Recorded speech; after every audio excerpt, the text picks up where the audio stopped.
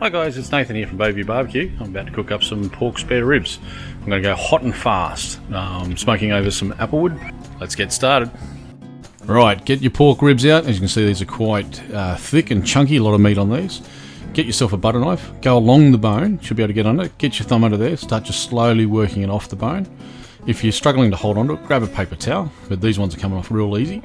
So just slowly spread it open, you should be able to tear it off.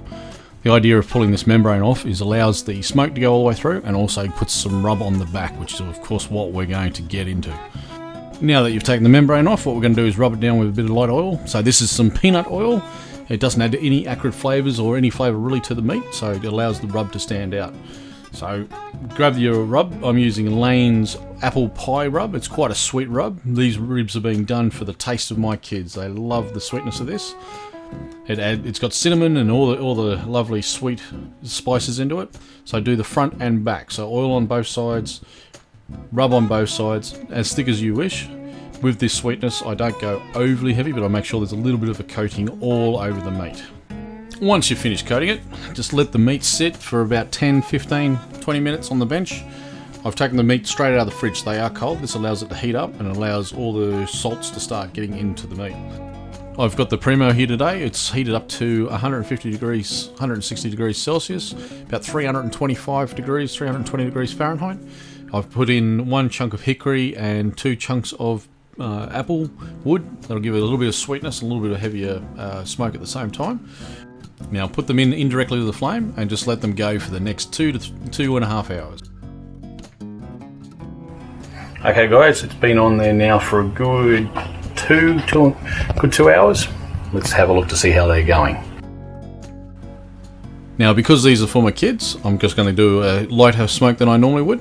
So these have been going for just over 2 hours, about 2 hours 15. They've got a nice bit of golden shine coming to them from the sugars. The fats are still in there. They're dried out just a little bit, and now we need to take them off the barbecue, and I'm going to add some extras to it to try and soften them up and sweeten it up at the same time.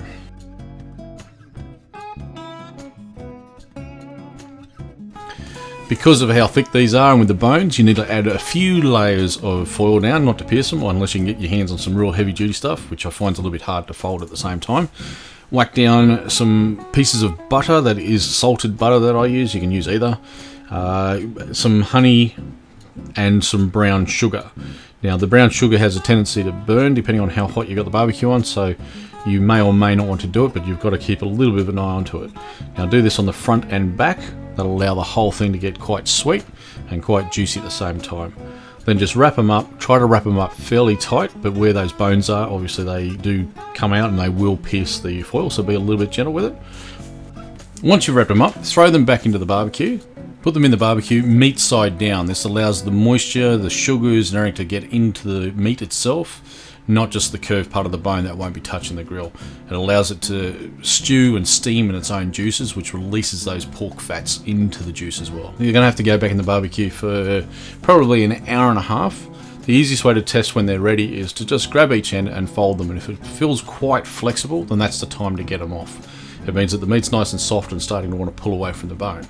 Once you take them out, because of how flexible they are, as you can see the bones are starting to get exposed on the back here, just drizzle over your favourite sauce. The sauce that I'm using today is Stonewall Kitchen's baby back rib sauce. It is an absolute classic. It's a little bit sweet, it's got the barbecue sort of flavouring. You can use it as a marinade or dipping sauce. So just make sure you put good quantities on the back, both sides, and on the front just go for a double dipping. So put one layer, let it sort of dry a little bit, and then put a second layer. Once you've done this, if you want to, throw it back into the barbecue and go for a period of time, about 15 odd minutes, just to set that sauce to make it nice and sticky. Now if you do throw it in, keep an eye on it, because that'll be the stage that you start drying out the pork. All you want to do is set that sauce. If not, don't worry about throwing it back in, just coat it onto the ribs themselves. They should be quite hot and quite warm. The sauce will tack up onto the ribs, so just do a light coat and then just leave it for about 5 minutes and do a second coat. That'll give a nice thickness to it. It won't make it go all candy, which you'll see on the competition circuit, but it's absolutely delicious and nice and soft to eat for at home. If you want the candy style, then definitely throw it back into the barbecue. She's starting to look good, and I can tell you from here she's smelling real damn good too. Can you smell that? No, of course not. So let me give you a closer look just for a tease. Now, left on the side of the bench, gave them a little bit of a second coat on the top after about a 5-minute rest, and they're ready to go. So the easiest way to cut them is to flip them over, so this way you can see where the exposed bones are versus the meat, and just start cutting them. You'll see how soft and tender this actually is as I'm cutting it, because some of the meat wants to just fall apart and come separated from the bones. The young sharks are starting to circle, the kids have come over. Now my son's just picked up the camera, and I'm going to have a bite test right in front of him and tease him a bit, because he's so hungry. He's getting upset about the fact that he can smell it for the last couple of hours.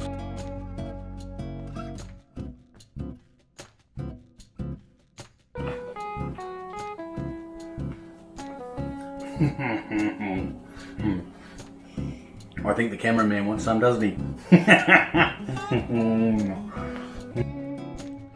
And I'll leave you with tonight's feast. Thanks for watching. Definitely give it a go, guys. They are absolutely beautiful.